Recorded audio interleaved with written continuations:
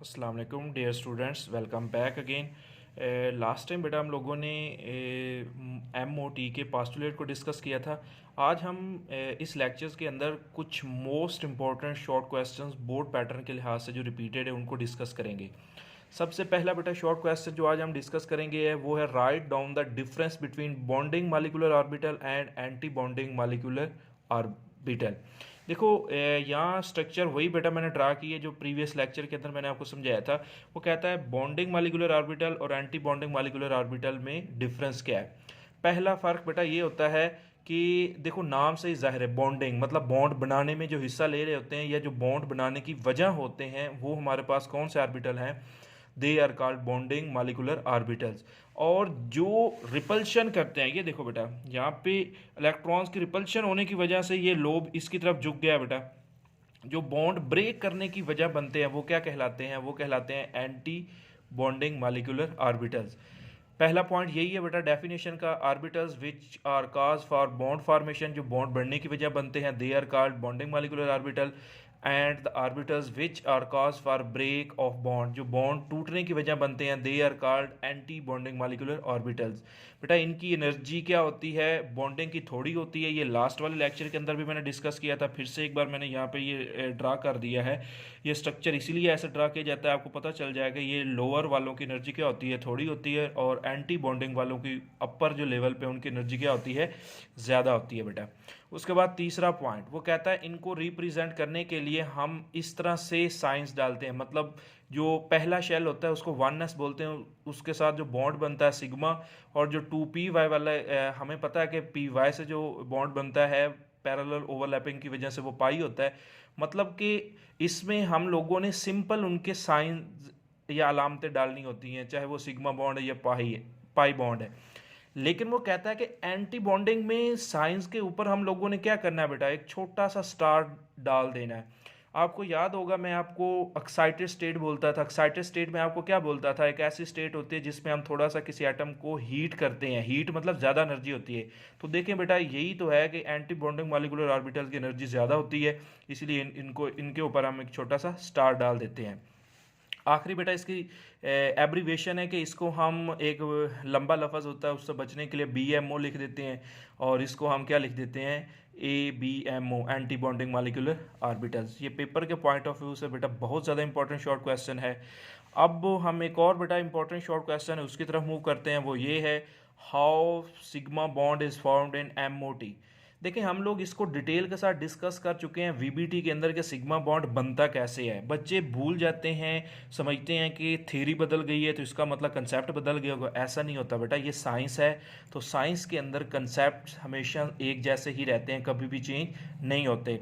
तो वो कहता है कि हमने पढ़ा था कि सिग्मा बॉन्ड कैसे बनता है। वो कहता है sigma bond is formed by line wise या head wise overlapping where the probability of finding electron is maximum around the line joining of two nuclei। तो सेम डेफिनेशन बेटा आपको अगर याद होगा तो हम लोगों ने VBT के अंदर भी पढ़ी थे। वो कहता है कि एक ऐसा बॉन्ड जो किसकी वजह से बेटा बनता है, वो कहता है कि जिसमें दोनों बेटा ऑर्बिटल्स की साइड वाइज ओवरलैपिंग होती है, मतलब या हेड टू हेड, मतलब ये ऐसा ही है इसके साथ मिलेगा, ये आपस में क्या करेगा, साइड वाइज ओवरलैपिंग करेगा। तो वहाँ मैंने ये स्ट्रक्चर ड्रा किया था कि इसके ऊपर नीचे हर साइड पे देखो बेटा इलेक्ट्रॉन्स को पाए जाने के चांसेस होते हैं, तो इसे हम किसका नाम बोलते हैं, ये सिग्मा बॉन्ड होता है। अब इसके अंदर बेटा हमें पता चल गया सिग्मा बॉन्ड दो तरह का होता है, क्योंकि ये पहला शेल है इसे हम बोलेंगे सिग्मा 1s। और ऊपर अभी हम पढ़ के आए हैं कि मॉलिक्यूलर ऑर्बिटल थ्योरी के अंदर बेटा अगर एक बॉन्ड जो हमारे पास बॉन्डिंग का बनता है एक एंटी बॉन्डिंग का भी बनता है, वो कौन सा होगा बेटा, वो होगा सिग्मा स्टार 1s। इस तरह से इसके ऊपर बेटा मैं स्टार लिख दूंगा। तो स्टार क्यों लिख रहे हैं वो भी मैंने आपको समझाया, क्योंकि उनकी एनर्जी हाई होती है। उसके बाद देखो बेटा नीचे ये तो बेटा s ऑर्बिटल हो गए, यहाँ मैं ड्रा कर रहा हूँ ये px है, ये भी px है। वो कहता है दो px और px भी आपस में मिले तो हमारे पास क्या है, एक सिग्मा बॉन्ड बनता है बेटा। ये सिग्मा हमारे पास क्या बन गया, इसे हम सिग्मा px का नाम देंगे क्योंकि px से बन रहा है, और ये क्या बन जाएगा बेटा, सिग्मा स्टार px बन जाएगा।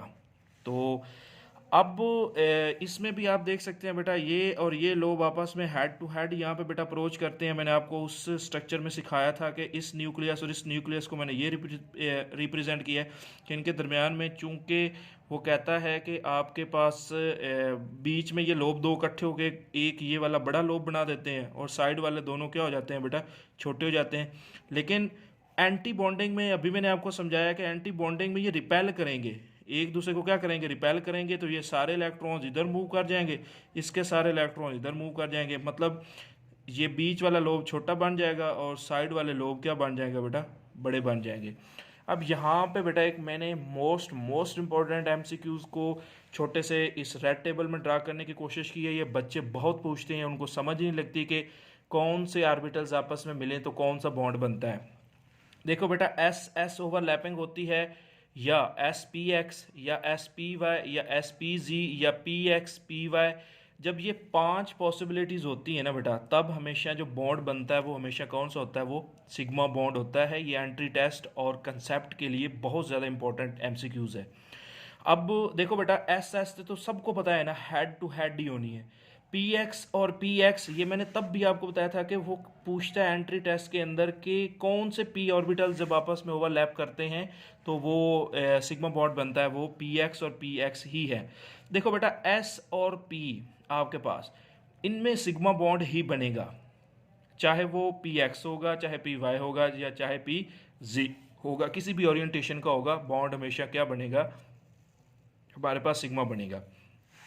पी जो पाई बॉन्ड है वो कब बनेगा बेटा, पाई बॉन्ड हमेशा इन 2 कंडीशन में बनता है, जब पी वाई के साथ ओवरलैपिंग करता है, या पी जी के साथ ओवरलैपिंग करता है।